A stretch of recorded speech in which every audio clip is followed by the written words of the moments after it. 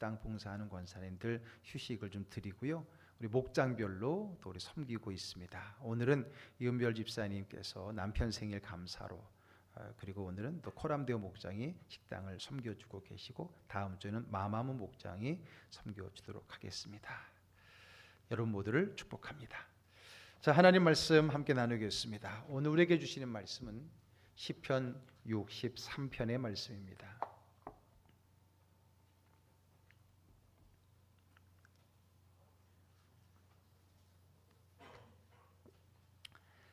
시편 63편 1절에서 11절까지 말씀.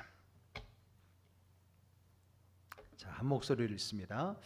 하나님이여, 주는 나의 하나님이시라. 내가 간절히 주를 찾되 물이 없어 마르고 황폐한 땅에서 내 영혼이 주를 갈망하며 내 육체가 주를 앙모하나이다. 내가 주의 권능과 영광을 보기 위하여 이와 같이 성소에서 주를 바라보았나이다. 주의 인자하심이 생명보다 나음으로 내 입술이 주를 찬양할 것이라. 이러므로 나의 평생에 주를 송축하며 주의 이름으로 말미암아 나의 손을 들리이다. 골수와 기름진 것을 먹음과 같이 나의 영혼이 만족할 것이라.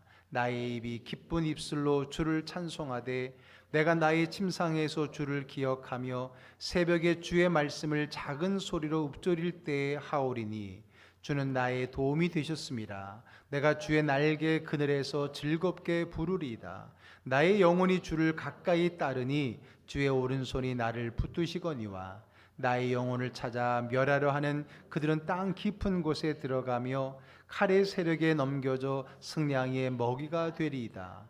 왕은 하나님을 즐거워하리니 주께 맹세한 자마다 자랑할 것이나 거짓말하는 자의 입은 막히리로다. 아멘. 할렐루야. 아멘.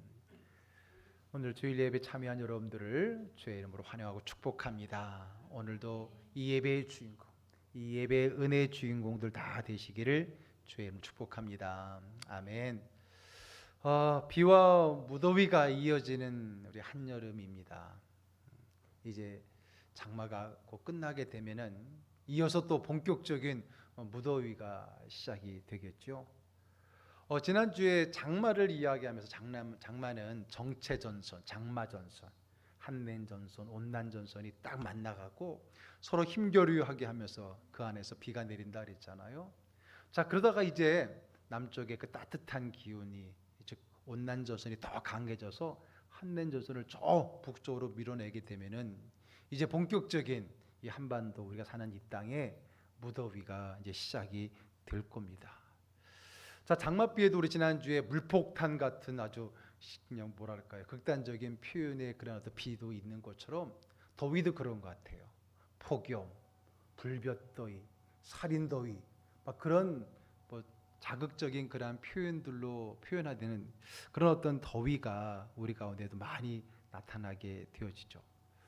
보통 우리가 폭염 그러면요, 한 33도가 넘어가면 이제 폭염이라고 이야기를 하더라고요. 그래서 한여름의 폭염은 한 37도를 오르나게 하고요, 많게는 40도를 기록한 적도 있었답니다. 자, 그런데 이 성서의 땅 이스라엘은 어떨까요? 우리나라보다 더울까요? 덜 더울까요? 더 덥겠죠. 그런 중동 지방 그쪽은 여기보다 훨씬 온도가 많이 올라갑니다. 특별히 그 예루살렘의 남쪽, 그리고 사해 바다의 서쪽, 그 부분을 유다 광야라고 이야기하거든요. 그 유다 광야는 비도 오지 않은 채로요, 낮 기온이 40도가 훌쩍 넘어버리는 그러한 고온의 장소입니다.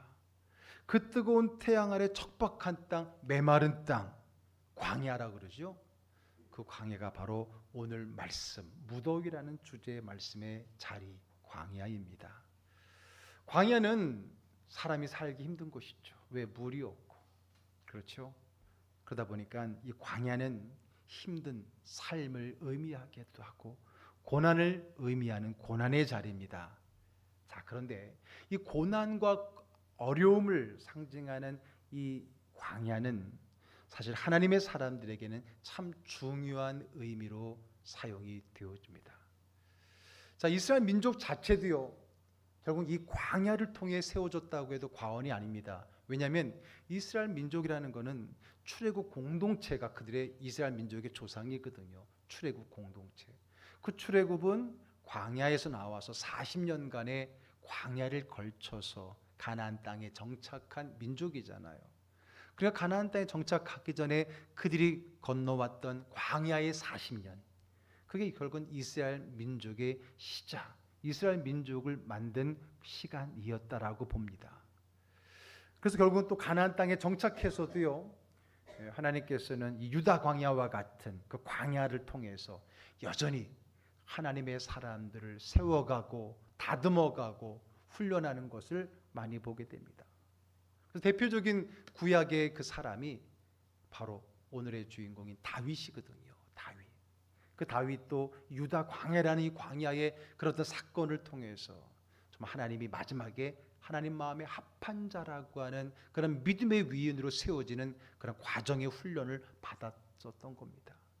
신약에 와서도 광야하면 대표적으로 떠오르는 사람이 세례 요한이라든지, 심지어는 예수님조차도 본격적인 메시아의 사역을 앞두고 40일 광야에서 훈련받았던 그런 어떤 내용들을 성경은 늘 담고 있습니다. 그래서 광야는 그런 의미에서 어떤 면에서는 우리가 믿음으로 성장하고 성숙하고 하나님의 사람으로 세워져 가는 데 있어서 필요한 시간으로 자리매김을 하고 있는 겁니다.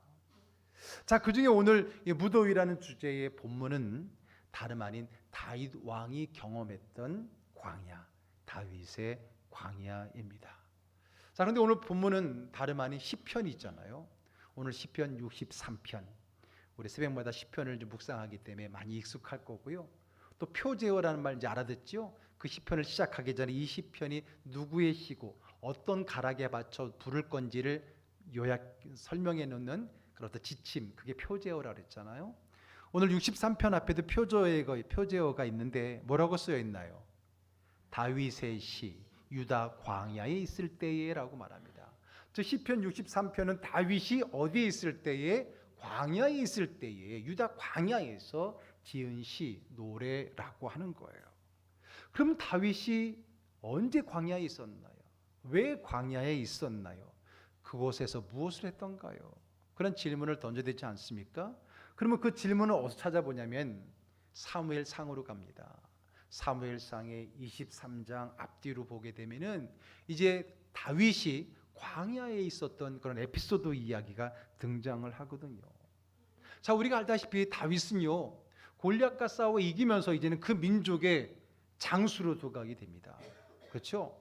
그래서 장군, 싸움의 장군이 되면서 당시의 왕이었던 사울 왕의 사위가 되기도 하고요, 그 나라의 군대 장관으로 쓰임을 받게 됩니다. 그런데 골리앗을 이기고 점점 승승장구하는 그를 향한 시기 질투가 생깁니다. 누구에게서?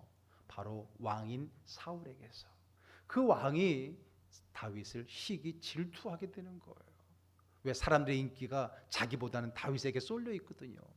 그래서 결국은 어떻게 합니까? 그 다윗을 죽이려고 하는 거예요. 그래서 막 창을 던지기도 하고 그를 죽이려고 하니까 결국은 그 사울의 칼을 피하고 창을 피해서 도망간 겁니다. 물론 거기에는 사울의 아들이었던 누구죠? 요나단.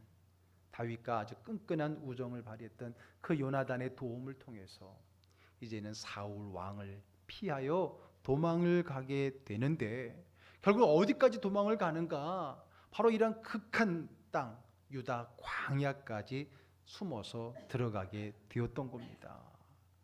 골리앗을 이기고 승승장구하고 잘 나가던 그가 하루아침에 어떻게 보면 인생 막장이라고 할 수 있는 그 척박한 땅, 그 유다 광야로 숨어 들어가게 되었던 겁니다. 그런데 지나고 나면 이 광야의 다윗의 이 광야의 시간, 고난의 시간은 결국 그 다윗을 이스라엘 민족의 왕으로서, 그리고 마지막에는 하나님 마음에 합한 자라고 하는 그런 칭호를 받을 만한 그런 믿음의 위인으로 만드는, 세우는 그런 과정이었음을 우리가 알 수가 있는 거죠. 자, 바로 그가 자기 인생의 가장 극한의 막장의 자리, 사울의 칼을 피하여서 정말 그 광야에 숨어 들어갔을 때에 지었던 그 시가 63편이라고 했잖아요. 근데 그 시의 시작은 이렇게 시작이 됩니다. 1절 한번 읽어볼게요. 하나님이여 주는 나의 하나님이시라. 내가 간절히 주를 찾되 물이 없어 마르고 황폐한 땅에서 내 영혼이 주를 갈망하며 내 육체가 주를 앙모하나이다. 예. 그 극한의 상황, 그 뜨거운 떼약볕, 물도 없는 그 극한의 상황 속에서 그는 누구를 찾고 있어요?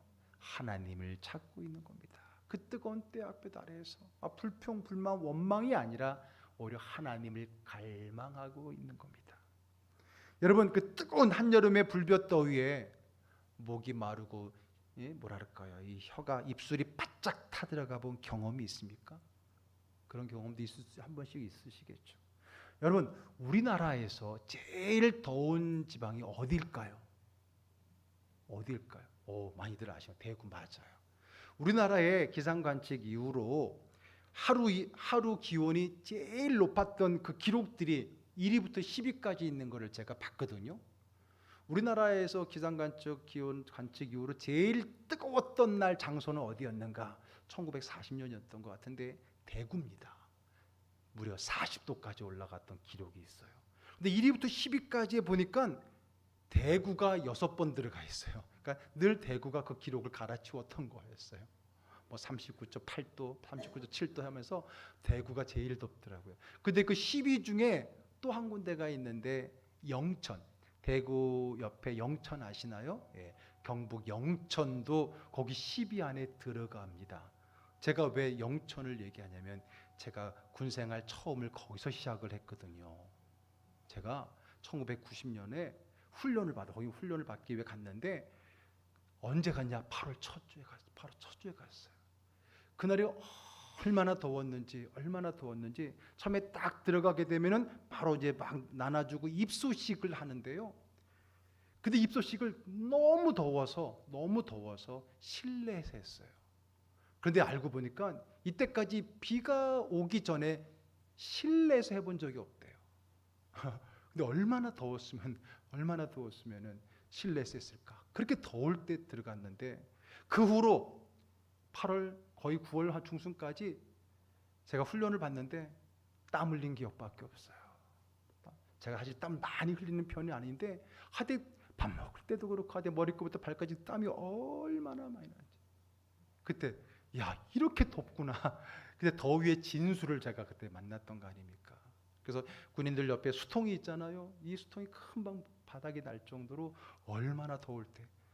그리고 나중에 임관하고 나올 땐 가장 추울 12월 말일 날 임관을 하고 나오고 그러고 나서 부대는 제일 추운 강원도 인제에 가서 또 추위 가운데에도 근무를 했었는데 어쨌든 더위 하게 되면 그때 그래서 저는 그때 이 대구 영천 이 그쪽이 우리나라 제일 덥다는 것을 몸소 체험해 봤었거든요. 그렇습니다. 얼마나 더운지요. 그런데 아무리 대구가 더워도 아무리 대구가 40도를 올라가도 유다 광야에는 게임도 안 됩니다. 유다 광야는 늘 40도가 넘고 한여름에는 더 놀라운 그 기록을 갱신하는 그러한 곳이 바로 광야입니다. 그러한 곳이 광야입니다. 자, 사진 한 장을 보여주세요. 여기가 바로 유다 광야입니다. 유다 광야. 제가 4년 전에 성지순례를 갔을 때 여리고에서 예루살렘으로 올라가는 길 속에 보여지는 광야를 사진을 찍은 거예요. 보세요. 나무 한 그루 없죠. 그렇죠. 완전히 풀 한 폭이 나무 한 그루 없는 정말 황량한 저런 곳입니다. 저게 그늘이 있을 수 있어요? 물론 언덕 가운데 들이 있지만 옮겨지겠죠. 그래서 거기에서 그늘을 피하기 위해서는 그래서 성경에 보게 되면 피할 바위라고 말하는 게 뭘까요? 큰 바위가 있으면 거기 그늘이 있을 테니까 그래서 피할 바위나 아니면 동굴을 찾게 되는 겁니다. 그래서 광야에 보게 되면 다윗 에피소드 보게 되면 동굴에 숨어 있는 그러다가 사울도 들어오게 됐던 그런 어떤 에피소드들이 동굴이 있잖아요. 그나마 저 광야에서 저 뜨거운 태양볕을 피할 곳은 사실 동굴이나 큰 바위 그늘밖에 없는데 얼마나 황량합니까? 그나마도 가는 길목에서 찍은 건데 저 안으로 들어가 보세요. 언제 한번 기회가 되면 한번 저 광야 투어를 한번 들어가 볼 수 있는 기회가 올지 모르겠지만은 어쨌든 저렇게 더운 곳 그곳 광야로 누가 다윗이 그날의 가장 위대했던 장수였던 그 다윗이 가장 인생의 막장의 장소라고 할 수 있는 저 뜨거운 태양볕의 황무지 메마른 땅 광야로 찾아 들어갔다라는 겁니다. 그런데 그것도 사막 투어 여행 간 것도 아니잖아요. 그 죽음을 피해서 갈 곳이 그것밖에 없어서 광야로 숨어 들어간 거잖아요. 광야로 들어가면 찾기 힘드니까 오죽했겠습니까? 그런데 오늘 이 시편이 바로 그 광야, 그 극한의 상황 속에서 지은 시라는 것을 생각해서 읽어본다면 그 시의 의미는 더 우리에게 와닿을 수 있는 겁니다. 최악의 환경, 극단의 상황에서 지금 다윗은 무엇을 하고 있어요? 하나님을 찾고 있다는 거예요. 육체의 갈증 상황에서 그는 영적인 갈증을 체험하고 있는 거고요. 그리고 광야에서 물을 찾듯이 하나님을 찾고 있는 겁니다. 자, 다시 한번 1절을 읽어보겠습니다. 한번 그런 상황을 생각하면서 한번 읽어볼게요. 하나님이여, 주는 나의 하나님이시라.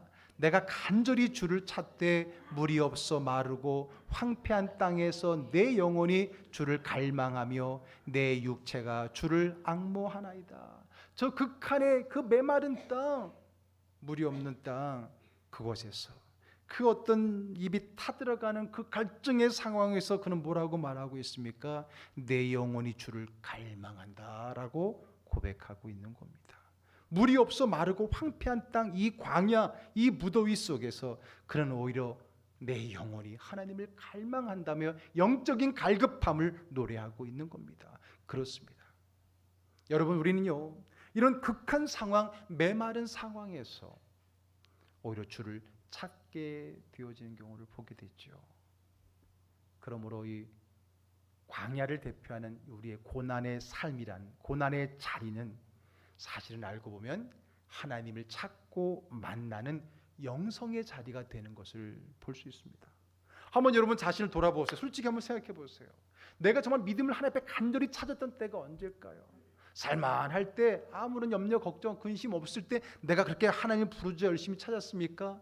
아니면 정말 도무지 내 힘으로는 안 되는 그 고난의 시간, 어려운 시간을 마주할 때 하나님께 기도하고 부르짖어 찾았었겠습니까? 당연히 그렇죠. 저를 비롯해서 대부분의 사람들이 그랬을 겁니다.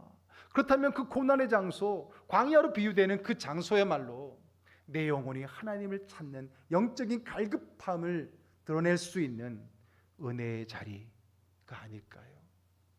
그래서 성경은 이러한 고난이 오히려 우리에게 유익이라고 말하고 있는 겁니다. 시편 119편 71절 읽어볼게요. 고난당한 것이 내게 유익이라. 이로 말미암아 내가 주의 율례들을 배우게 되었나이다. 아멘. 고난당하는 것이 내게 유익이라는 겁니다. 이것 때문에 내가 하나님을 찾고 그것 때문에 내가 하나님을 만날 수 있었다면 오히려 그 광야와 같은 극한의 상황, 고난이 내게 유익이었다라고 하는 고백인 거예요. 여러분, 기독교의 역사, 교회 역사도 마찬가지입니다. 핍박과 어려움의 시대에 교회는 영적으로 더 성장했어요. 그러나 핍박이 사라지고 살만하게 되고, 아니 교회가 기득권이 되었을 때 오히려 믿음은 쇠퇴하고 또 교회의 영성이 퇴보했던 것을 2000년의 기독교 역사, 교회 역사가 증명하고 있지 않습니까? 오늘 다윗과 같이 사방팔방 아무런 희망의 조건도 없을 때, 그때 오직 하나님만 찾게 되는 거예요. 하나님만 바라보게 되는 겁니다. 오히려 하나님을 더 갈망하게 되는 거지요. 그래서 그 자리가 은혜의 자리라고 하는 겁니다. 그래서 하나님은요, 하나님께서 내 믿음의 자손을 만들려고 했던 그 계획 속에 하나님은 다름 아닌 척박한 땅, 가나안 땅을 염두에 두신 거예요. 생각해 보세요. 그들의 조상이라고 하는 아브라함은요, 메소포타미아 문명 중에서도 가장 번성했다라고 하는 갈대아 우르 사람입니다.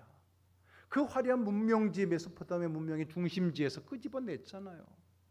그렇다고 해서 저 밑에 남쪽의 이집트의 나일강 화려한 문명으로 보낸 게 아니라 그 두 문명 사이에 끼어 있는 볼품없는 척박한 땅, 가나안 땅으로 보내신 이유가 여기에 있는 거예요. 세상적으로 화려하고 물이 풍족한 그런 살만한 곳들은 세상 문명의 중심지는 모태가 될 수는 있지만, 그러나 영적인 중심지, 신앙의 중심지는 다름 아닌 이렇게 척박한 땅, 메마른 땅, 광야와 같은 그곳이 결국 믿음의 성지고 믿음의 출발점이 되게 하셨던 것, 이것이 의미가 있는 것 아니겠습니까?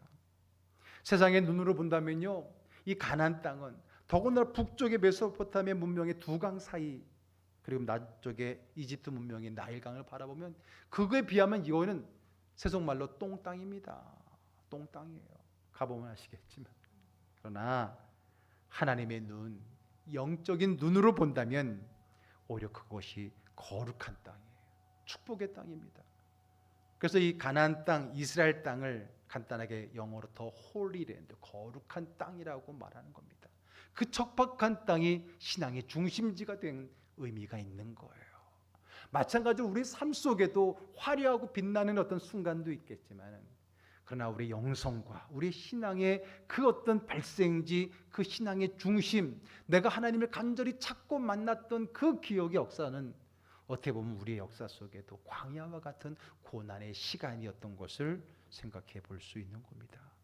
그래서 오늘 다윗은 그렇게 화려하게 잘 나가던 그가 저 극한 막장이라고 할 수 있는 극한의 유다 광야로 숨어 들어가서 그가 했던 고백은 바로 이렇습니다. 2절을 읽어보겠습니다.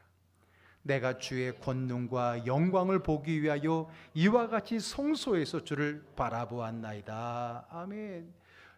하나님을 간절히 갈망한다라고 말하면서 했던 그의 고백이 뭐예요? 내가 주의 권능과 영광을 보기 위하여 이와 같이 어디에서?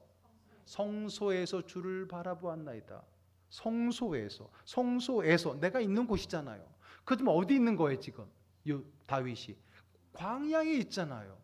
근데 그는 광야를 지금 뭐라고 표현하고 있는 거예요? 성소라고 말하고 있는 겁니다. 표현의 의미가 있는 거죠.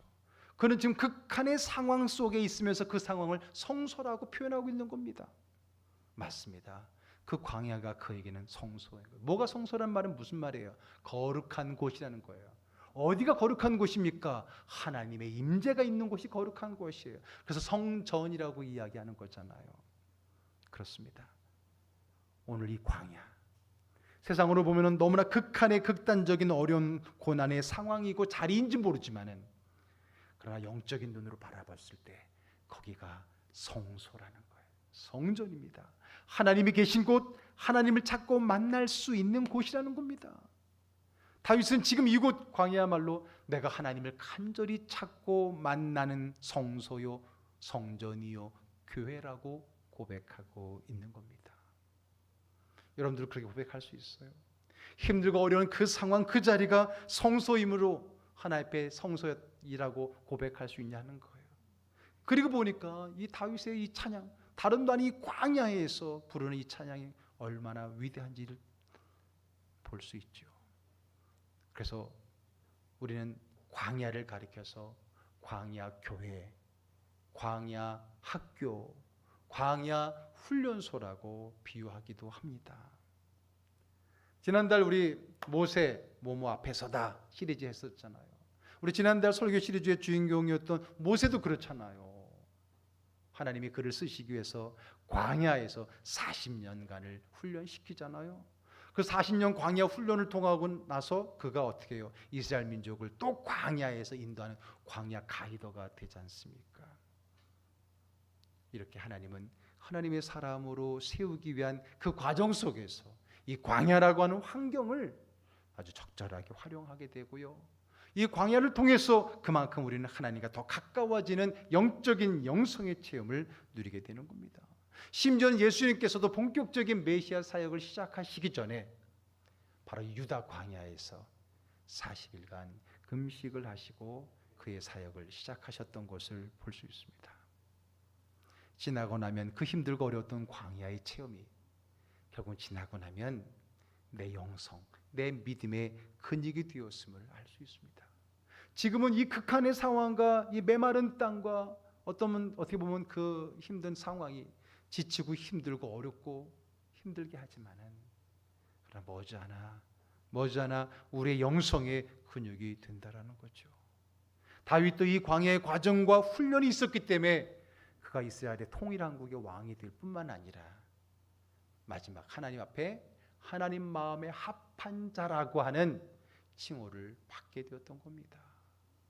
다윗도 참 우리가 알잖아요. 그 약점을. 굉장히 연약하고 또 여러 가지 죄성도 많지만은 그럼에도 불구하고 하나님 끝까지 그를 세우고 그를 하나님 마음에 합한 자. 우리가 수요일 저녁마다 이제 열왕기상하를 하면서 여러 왕들의 이야기를 하지만은 그 모든 왕들 중에 두 가지 길을 얘기하면서 믿음의 길은 항상 다윗의 이름을 집어넣잖아요. 다윗의 길로 갔다. 혹은 다윗의 길로 가지 않았다. 그 기준이 다윗이 될 만큼 그런 어떤 다윗이 된 그 역할은 어쩌면 이 광야의 시간이 그를 그렇게 하나님 마음에 합한 믿음의 사람으로 세운 그런 어떤 교육과 훈련의 장이었다라고 보는 거예요. 그런 면에서 우리 삶에도 이런 광야와 같은 시간이 다시는 가고 싶지 않은 시간이고 힘든 시간임에도 불구하고 그것은 결국 우리에게 영적인 유익이 되는 은혜의 자리였다라고 하는 겁니다. 그러나 여러분, 광야라고 해서 다 하나님을 만나는 건 아닙니다. 그 말은 힘들다고 다 하나님을 찾고 하나님을 만나는 건 아니에요. 오히려 그 광야 속에서 마음이 더 강팍해져서 하나님과 멀어지는 그런 사람도 보게 되지 않습니까? 그래서 하나님은 그런 심령을 가리켜 뭐라 그래요? 목자 없는 양, 목자 없는 양같이 방황하는 그들을 불쌍히 여기시잖아요. 그래서 그들에게 다가가셔서 말씀으로 영의 양식을 먹이고 입히셨던 모습을 보게 됩니다. 그때 그 광야 한복판에서 만난 그 예수님의 말씀, 가르침, 복음이야말로 사막에 만나는 오아시스, 생수와 같은 거죠. 자, 이제 여러분들은 어떻습니까? 지금 날씨도 이제 장마가 되고 장마 끝나면 또 무더위가 오게 될 텐데 어떤 인생의 계절, 여기 지금 우리의 시기의 계절만이 아니라 혹시 여러분의 인생의 계절 속에도 혹시 이러한 극한의 광야와 같은 무더위, 힘든 시간을 보내고 있지는 않습니까? 억울하고 속상하고 다윗 마음이 그랬겠죠. 도무지 그늘이 보이지 않아서 두려웁니까? 끝도 없는 광야 한복판에 져서 지쳐 쓰러져 있지는 않습니까? 그렇다면 지금이야말로 내가 하나님을 찾고 만날 기회인 겁니다. 그럼 누가 만납니까? 아까도 말했지만 모든 광야가 하나님을 만날 수 있는 건 아니고 모든 광야의 경험이 하나님을 만나게 해주는 건 아니라 그랬어요. 그럼 누가 하나님을 만날 수 있습니까? 자, 잠언 8장 17절 읽어보겠습니다. 나를 사랑하는 자들이 나의 사랑을 입으며 나를 간절히 찾는 자가 나를 만날 것이니라. 아멘. 누가 만난다고요? 나를 간절히 찾는 자. 오늘 다윗처럼 그 육체의 갈증보다 더한 영적인 갈급함을 가지고 내가 주를 갈망하나이다. 내 육체가 주님을 앙모하나이다. 그런 마음, 간절히 찾는 자가 주님을 만나게 되는 겁니다.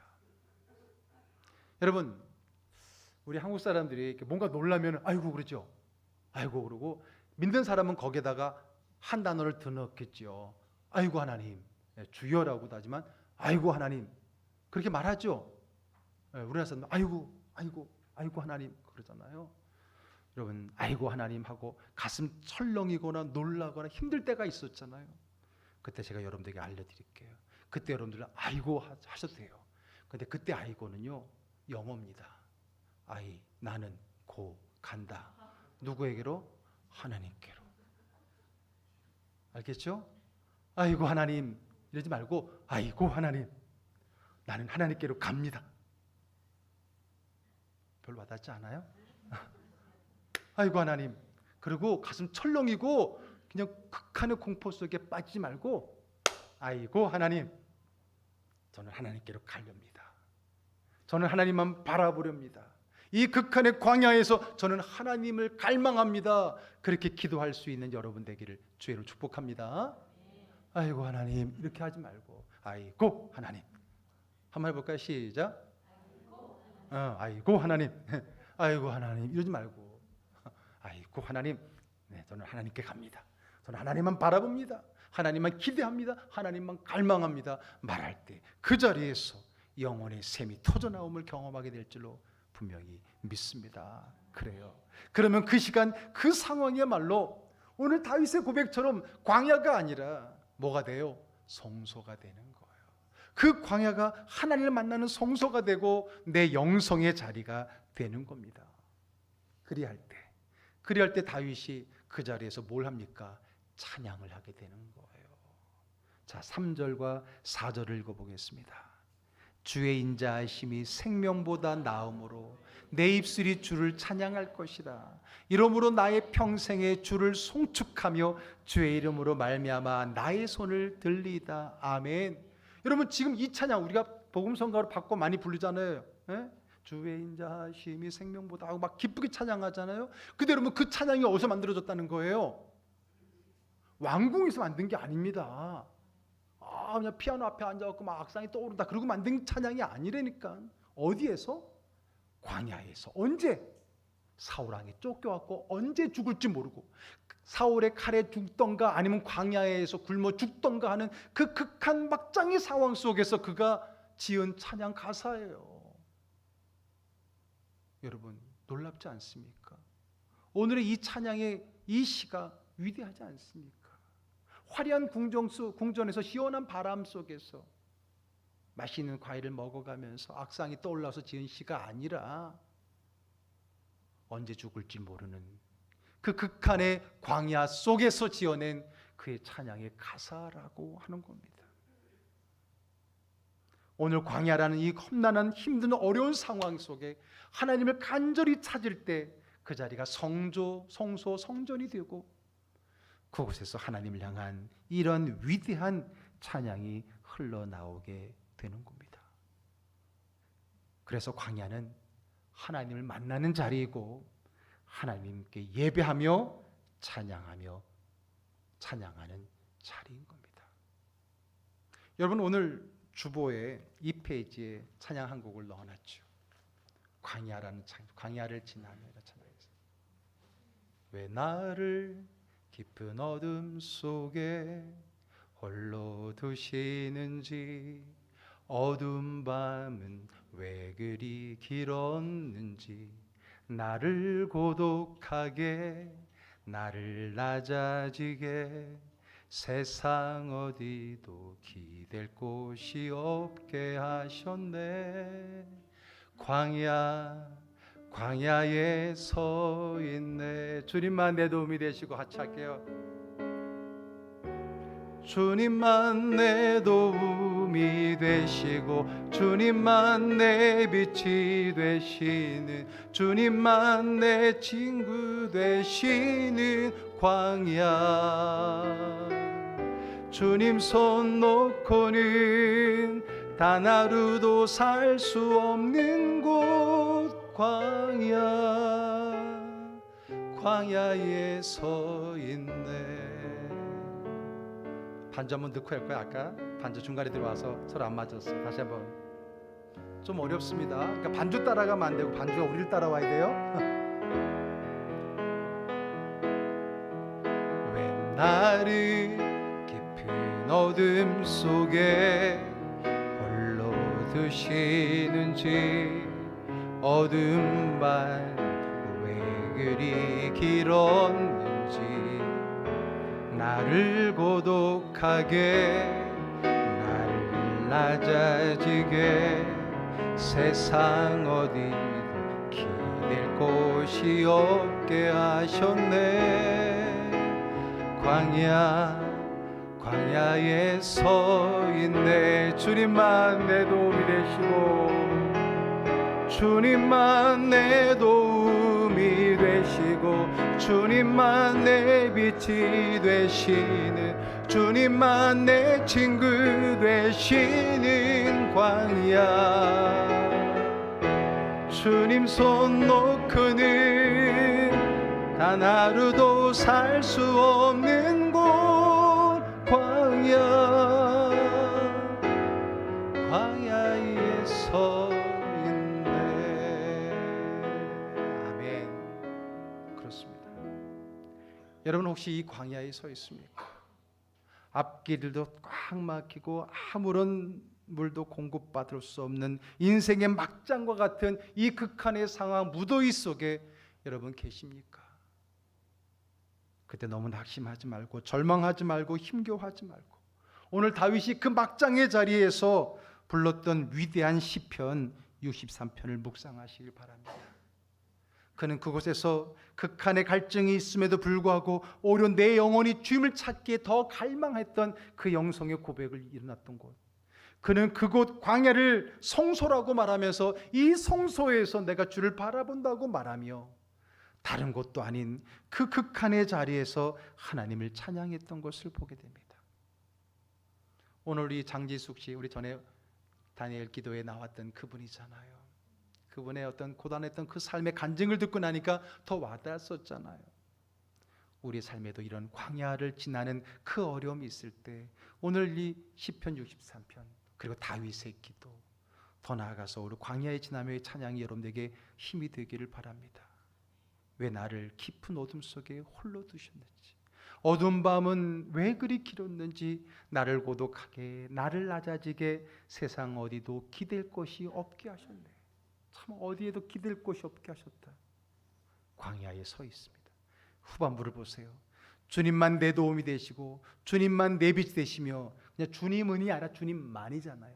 주님만 내 도움이 되시고 주님만 내 빛이 되시는, 주님만 내 친구 되시는 광야. 주님 손 놓고는 단 하루도 살 수 없는 곳 광야. 그래서 그 광야가 은혜의 자리, 영성의 자리, 하나님 만나는 자리, 주님을 찬양하는 은혜의 자리가 될 것입니다.